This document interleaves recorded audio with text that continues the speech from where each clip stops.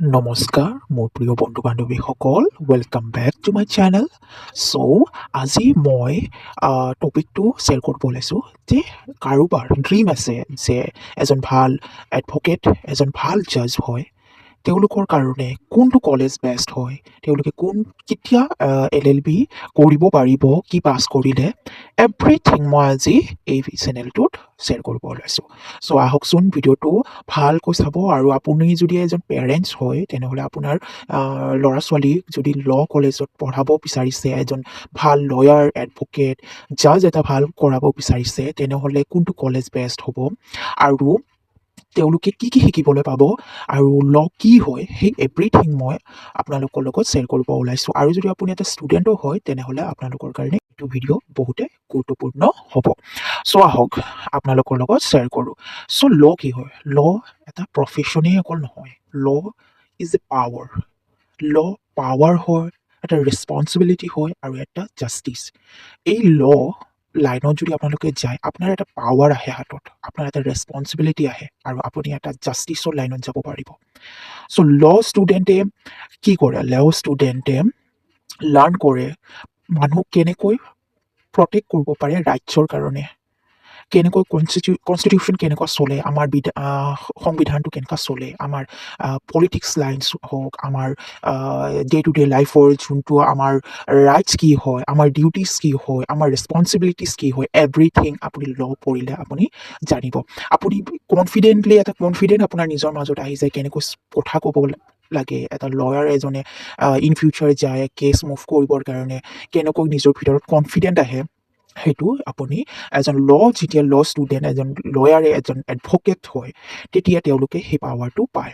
Lower এজন যেতিয়া এডভকেটৰ লাইনত যায়, যেতিয়া ডিগ্ৰী পাছ কৰি কেনে ডিগ্ৰী লৈ এডভকেটৰ লাইচেঞ্চ পায়, তেতিয়া তেওঁলোকৰ হাতত এটা জাষ্টিচৰ পাৱাৰ আহে। তেওঁলোকৰ যি লাইনত ক্ৰিমিনেল কেছ হওক, চিভিল হওক, ফৰেইন ট্ৰাইব্যুনেল হওক, কনষ্টিটিউশ্যনেল পাৱাৰ হওক, এভৰিথিঙৰ কাৰণে যুঁজ দিবৰ কাৰণে, য'ত ইনজাষ্টিচ হৈছে তাৰ কাৰণে জাষ্টিচ দিবৰ কাৰণে তেওঁলোকে এজন লয়াৰ, এজন এডভকেট, এজন জাজে আগবাঢ়ি যায়।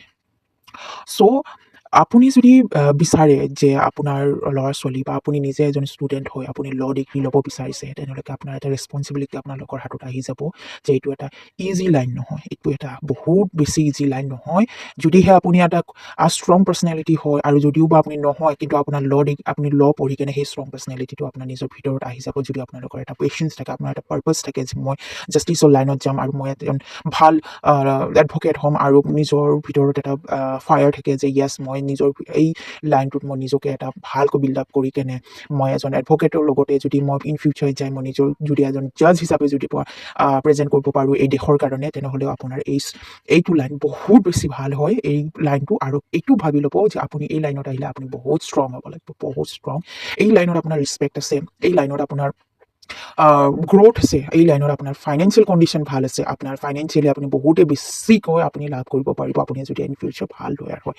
আহক এতিয়া আমি কথা কওঁ যে আপুনি কেতিয়া আপুনি LLB কৰিব পাৰিব। এজন লয়াৰে লয়াৰ যোনটো চাৰ্টিফিকেট পায়, তাৰ আগতে তেওঁলোকৰ এটা জাৰ্ণি ষ্টাৰ্ট হয়। সেইটো আপোনাৰ HS পাছ কৰি কেনেও আপুনি BLLBৰ কাৰণে জইন কৰিব পাৰে, আৰু LLB যোনটো আপোনাৰ ডিগ্ৰী পাছ কৰি কেনে, লাইক আপুনি কমাৰ্চ কৰি কেনে, আপুনি BCom কৰি কেনেও কৰিব পাৰে, আপুনি MCom কৰি কেনে কৰিব পাৰে, আপুনি যেতিয়া যি হেৰি হওক আপুনি কৰিব পাৰে। আৰু যেতিয়া আপোনাৰ ধৰক আপুনি BA কৰি কেনে কৰিছে, তেতিয়া 3 years কৰ্চ হ'ব। BA BCom এইবোৰ কৰি কেনে আপুনি যদি কৰিছে, তেনেহ'লে আপোনাৰ 3 years হ'ব। বাট আপুনি HS 12 পাছ কৰি কেনে কৰিব গৈ আছে, তেনেহ'লে আপোনাৰ কৰ্চটো 5 years হ'ব, আৰু সেইটো BLLB বুলি জনা যায়। আৰু যদি আপুনি 3 yearsৰ কৰ্চ কৰে, তেনেহ'লে আপুনি BCom বা BA বা BSc পাছ কৰি কেনে আপুনি কৰিব পাৰে, বা আপুনি ছাপ'জ আপুনি MA কিবা হেৰি কৰি কেনেও আপুনি কৰিব পাৰি। এইটো ডাউট নাই যে আপুনি যে মাষ্টাৰ ডিগ্ৰী লৈছে তাৰপাছত আপুনি হেৰি কৰিব নোৱাৰিব, LLB কৰিব নোৱাৰিব। এইটো ভুল ধাৰণা। আপোনালোকে BAও কৰিব পাৰিব, আৰু আপুনি 12 পাছৰ পাছত LLBও কৰিব পাৰে। LLB কৰাৰ যোনবোৰ ষ্টুডেণ্ট আছে, ধৰক BLLB কৰিব বিচাৰিছে আপুনি ছায়েন্স ষ্ট্ৰীমৰো হ'ব পাৰিব, আপুনি আৰ্টছৰো হ'ব পাৰিব, আপুনি কমাৰ্চৰ যিকোনো ষ্ট্ৰীমৰ ষ্টুডেণ্ট BLLBৰ কাৰণে জইন কৰিব পাৰিব, আৰু LLBৰ কাৰণেও জইন কৰিব পাৰিব। এতিয়া আহক BA LLB আৰু LLBৰ ফুল ফৰ্মটো কি। So B A L L বিৰ মিনিংটো হ'ল বি এ যোনটো ষ্টেণ্ড কৰে বেচেলাৰ অফ আৰ্টছ আৰু এল এল বিটো ষ্টেণ্ড কৰে bachelor of laws. So' B A L L B যোনটো হয় লেটিন টাৰ্ম ৱৰ্ডৰ পৰা আহিছে লেগাম বাকলোৰিয়াছ। তাৰ পাছত আপুনি এইটোক জানিব ইংলিছ টাৰ্মত bachelor of laws. So' bachelor of law যেতিয়া আপোনালোকে কৰিব যাব with B A L L B plus B L L B, তেতিয়া কি হ'ব আপোনাৰ যোনটো B A L L B সেইটো আপোনাৰ গ্ৰেজুৱেশ্যন হিচাপে ধৰা যাব। আপোনাৰ মানে বি এও হ'ব এল এল বিও হ'ব। আৰু যদিহে আপুনি বি এ এক্সট্ৰাকৈ পাছ কৰি B com B S C pass কৰি কেনে আহিছে তেনেহ'লে আপুনি অকল L L B that means bachelor of law আপুনি কৰিব লাগিব। আৰু যদি বি এল এল বি কৰে দেন আপোনাৰ বি এ হ'ব আৰু লগতে এল এল বিও কমপ্লিট হ'ব। চ' এতিয়া আৰু জানো আহক কোনটো কলেজ বেষ্ট হয় বি এল এল বি ইয়া এল এল বি কৰাৰ কাৰণে অসমত কোনটো কলেজ বেষ্ট হয় তাৰ মই কেইটামান লিষ্ট আপোনালোকক জনাইছোঁ। আপুনি যদি এজন ষ্টুডেণ্ট হয় তেনেহ'লে আপুনি কেনেকৈ চিলেক্ট কৰিব পাৰিব best college for the law student and আপুনি যদি এজন পেৰেণ্টছ হয় তেনেহ'লেও আপোনাৰ নিজৰ ল'ৰা ছোৱালীৰ কাৰণে বেষ্ট কলেজটো আপুনি জানি থোৱাটো ভাল হয়। যদিহে আপোনাৰ ল'ৰা ছোৱালীক ইন ফিউচাৰ যায়, যদিহে আপোনাৰ ল'ৰা ছোৱালী এতিয়া 12th আছে আৰু এতিয়া ফাইনেল এক্সাম দিব গৈ আছে আৰু যদি আপোনাৰ ধৰক ল'ৰা ছোৱালী বি এছ চি বি কম আপোনাৰ মানে আইডিয়া নাই কি লাইনত দিয়ে, তেতিয়া আপুনি এইটোত যদি ভিডিঅ' চাই আৰু আপুনি গম পায় যে লটো বহুত চ'ৰ্চ আছে, বহুত মানে বেছি পাৱাৰফুল প্ৰফেশ্যন হয় এইটো। আৰু এই প্ৰফেশ্যনত যোৱাৰ পাছত আপোনালোকৰ মানে এটা প্ৰাইড আহি পায় যে এই প্ৰফেশ্যনটো এটা প্ৰাইড হয়, এটা নিজৰ এটা গৌৰৱৰ কথা হয় যে মানুহক জাষ্টিছ দিয়াটো। চ' আৰু যদি আপুনি এটা নিজে ষ্টুডেণ্ট হয় তেনেহ'লে আপোনাৰ কাৰণে এইটো বহুত বেছি ভাল সুবিধাজনক ভিডিঅ' হয়। আপোনালোকে এইটো চান্সটো নেহেৰাব যে যদিহে আপুনি এল এল বি কৰে তেনেহ'লে আপুনি কি কৰাটো উচিত হয়, ক'ত এডমিশ্যন লোৱাটো উচিত হয়, এইবোৰ এভৰিথিং। আপুনি বি এল এল বিত আপোনাৰ political science, sociology, history, economy আৰু এল এল বিৰ যিমানবোৰ মানে ছাবজেক্ট আছে I P C C R P C মানে দেশৰ যিমান আইনগত যিমানখিনি ৰুলছ আছে, পুলিচৰ ৰুল, মেজিষ্ট্ৰেটৰ ৰুল, লয়াৰ্ছৰ ৰুল, এডভকেটৰ ৰুলছ, এভৰিথিং ক'ত কানুন চলি আছে, গাড়ী কেনেকৈ চলিব লাগে, দেশ কেনেকৈ চলাব লাগে, এটা পলিটিচিয়ানে কেনেকৈ দেশটো চলায়, কেনেকৈ পলিটিচিয়ান এজনে মানে কেনেকৈ নিজৰ পষ্টিং কেনেকৈ কিমান ইয়াৰ্ছৰ এভৰিথিং মানে এল এল বিত আপুনি বি এল এল বিত আপুনি গোটেইখিনি জানি ল'ব পাৰিব। চ' আহক এতিয়া বেষ্ট কলেজটো আপোনালোকৰ লগত শ্বেয়াৰ কৰোঁ।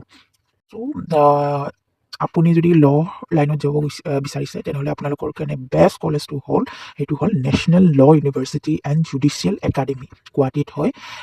এইটো কলেজ মানে আপোনাৰ মানে ৰেংক মানে টপত আছে, মানে এই কাণ্ট্ৰিৰ ভিতৰত মানে টপত আছে।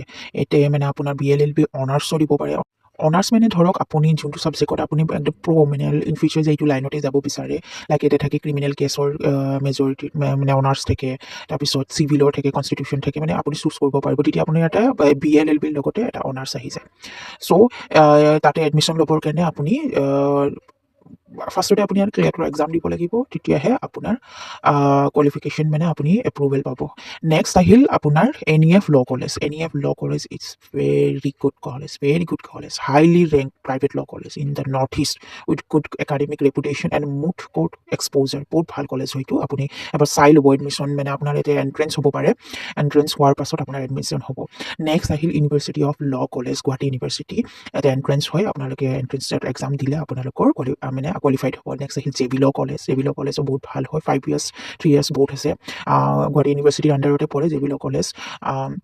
আৰু তাৰ গুৱাহাটী ইউনিভাৰ্চিটিৰ আণ্ডাৰত পৰে আকৌ Dispur law college, Nagaon law college, এইবোৰ মানে গুৱাহাটী ইউনিভাৰ্চিটিৰ আণ্ডাৰতে পৰে। আপোনালোকে এইবোৰ চাই ল'ব। বেষ্ট ল কলেজ এইকেইটাই মানে আপোনালোকক মই ৰিকমেণ্ড কৰিছোঁ, এইকেইটা মানে বহুত ভাল কলেজ। তাৰপিছত আহিল আপোনাৰ ধৰক গুৱাহাটীৰ বাহিৰত যোনবোৰ আছে তেওঁলোকৰ ধৰক ডিব্ৰুগড় ইউনিভাৰ্চিটি, আছাম ইউনিভাৰ্চিটি, শিলচৰ, তেজপুৰ, এইবোৰ মানে বহুত ভাল কলেজ হয় আপোনালোকৰ ল কলেজ। আপুনি যদি গুৱাহাটীৰ বাসিন্দা হয় মই বেষ্ট আপোনাক কৈছোঁ আপুনি ক্লেট দিব লাগিব তাৰ বাবে। সেইটো হ'ল নেশ্যনেল ল university of judicial academy Guwahati. এইটো বহুত ভাল ইউনিভাৰ্চিটি হয়। নেক্সট হ'ল N E F law college. N E F ল কলেজতো আপোনাৰ মানে ইণ্ডিয়াৰ ভিতৰত টপত মানে ৰেংকত আছে মানে N E F law college.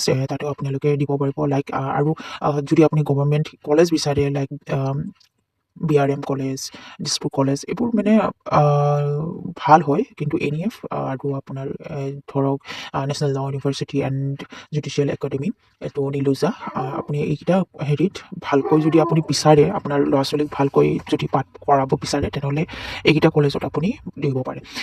Next আহিল আপোনাৰ ধৰক ল' কলেজত আপোনাৰ যদি একদম মানে আপুনি কম বাজেটত যদি যাব বিচাৰে তেনেহ'লে আপোনাৰ গুৱাহাটী ইউনিভাৰ্চিটিত ল'ব পাৰে আপোনাৰ আৰু BRMত এইবোৰ মানে ল' বাজেটত আপোনালোকৰ ল'ৰা-ছোৱালী পঢ়াব পাৰিব।